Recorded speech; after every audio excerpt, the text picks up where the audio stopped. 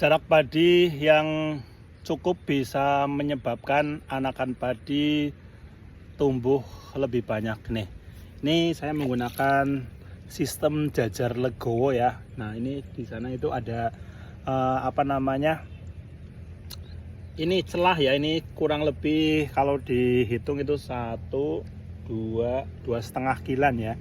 2,5 kilan ini berarti kurang lebih 30 cm. Nah, ini bisa menjadikan anakan padinya itu lebih banyak ya. Nih, ini kan tumbuhnya lebih banyak ya. Nanti kalau misalnya jaraknya terlalu sedikit, itu nanti untuk merawat dari tanaman padi itu akan susah. Jadinya itu diberikan jarak antara barisan yang satu dengan yang lainnya supaya kita lebih mudah dalam merawat tanaman padi dan juga anakannya itu akan tumbuh lebih banyak seperti ini ya.